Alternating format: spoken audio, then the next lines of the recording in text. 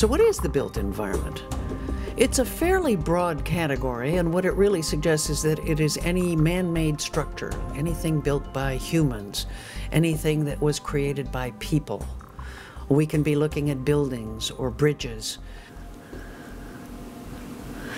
Now, images often root us in our time, and when we look at the historical photos of people, we place them in that time by their clothing. But we also place them in their time because of the built environment. There are eras of architecture. We can spot the time because of the automobiles that are on the street. So capturing the built environment is an important part of documenting our history as we go. There are plenty of reasons for us wanting to document and photograph the built environment. Maybe we go on vacation to a new city or even a new country and we see that things look different there. There can also be opportunities to make a living doing this. Here are some examples from Chicago photographer Nick Olivieri. He does a wonderful job of capturing buildings at their best. Photographing the built environment can also relate to journalism, to telling us the news. Maybe it's showing us suburban sprawl. Or maybe we're writing an article about rising gas prices and we need an image that illustrates that fact. You never know when an image that you take today will prove special later. I think of all the people who took photographs of the Twin Towers in New York, never expecting that someday they simply wouldn't be there. I took this image of a BP gas station in my neighborhood at night. I don't know why, but there was always something about it that haunted me, and I liked it even though it may not be the greatest photograph in the world. But it did prove particularly useful later in a blog that I was doing when there was the BP oil spill in the Gulf of Mexico.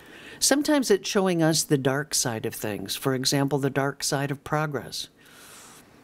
We see cities like Detroit and Flint right down the road from me. They've become very popular for what is a subgenre of photography of the built environment called ruin porn. Photographers Yves Marchand and Romain Meffre produced a coffee table book that has beautiful photographs of a decaying Detroit. Is it art? Is it ethical? It raises all sorts of disturbing questions within us, and that's part of what good art does. Photographing the built environment often means photographing buildings, and it means photographing them inside and out. There are elements of design inside and outside buildings that are often worth capturing, such as this image of Jinmao Tower in Shanghai. Sometimes we use parts of the building as abstractions. Sometimes we want to see the entire building itself.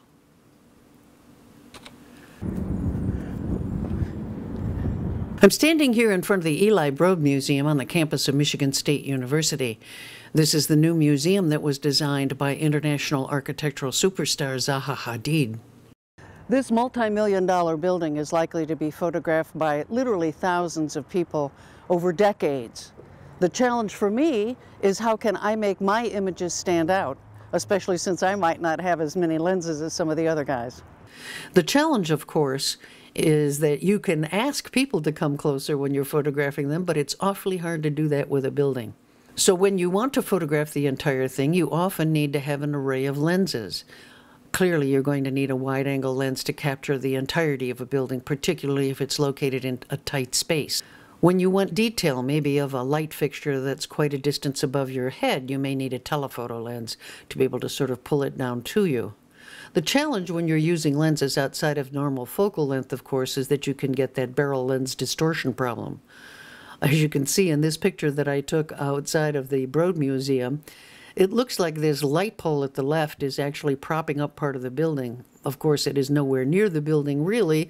The image is somewhat flattened, and because that light pole is bent by the distortion of the wide-angle lens, it makes it look like it's touching the building and holding it up. Here are some shots of my brief expedition to the Broad Museum. The museum hasn't even opened yet, so I had pretty much free run.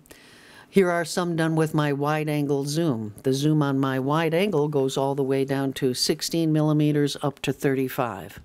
Standing in the same place and using the same camera, but with my 70 to 300 millimeter zoom, clearly you can see how different it looks. I also took some images of the building with my cell phone with HDR Pro installed. It's a $2.99 app. HDR, which is high dynamic range, adds a color saturation, brightness, and vividness to the image, and that makes it look even more impressive and dramatic than it might. HDR photography, of course, is where they take 3 images of the same scene in succession, the first at normal, then dark, then light. The program automatically sandwiches the 3 together and picks the best highlight and dark elements and the mid-range tones and sandwiches it into one image. Notice here you can see that some of the people who were walking by the building were more than just objects, they became ghosts, because they were moving as those succession of 3 images were taken, and you see them ghosted in one of the other parts of the photograph. The good news about the built environment is that much of it stands still. Cars may be moving and they add drama, but the buildings don't move very much, so you can move yourself around to get the best looking composition. The challenge again, of course, is that you cannot sometimes get just the line of sight that you would like because there's something in the way, or there's a gate there and you can't get through. One of the issues, in addition to the rule of thirds that we've discussed earlier about composition for the built environment, is using leading lines. People like to follow a line through an image, through a photograph, a curved line, an S-shaped line if possible. And those kinds of lines lead you through the image and tell you what's important. You see here, despite the gray day, that it's kind of nice to see that photograph of the river curving and the sidewalk curving along with it. Light is always an issue, of course. I live in the Lansing area here in Michigan. We have the second greatest number of gray days behind Seattle. So every time the sun comes out and the skies are blue and there's puffy clouds out there, I always want to grab my camera and spend the whole day documenting and photographing that built environment that's going to look so dull if I don't do it on a good day. The other issue, of course, is that you cannot ask a building to turn around and face you to get the sun on its face, the way you can do with a human being. And it's pretty hard to do a good job of lighting a 3- or 4-story building, and a flash isn't going to carry you there. The other thing, of course, is to wait until nighttime. There's nothing more dramatic than seeing those same buildings in the evening.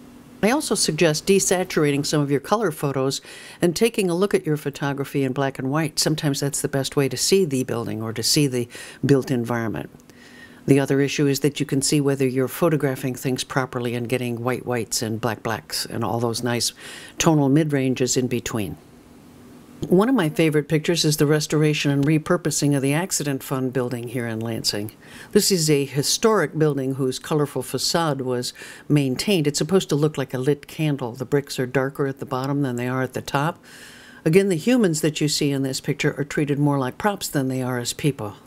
The challenge is to go out and get out there. That's the thing that makes photography so different. You cannot just sit at home behind the computer, although you can manipulate the images once you get home, but you've got to have the images to do so. So get out there and capture some stunning images from the built environment. Something worth keeping for posterity.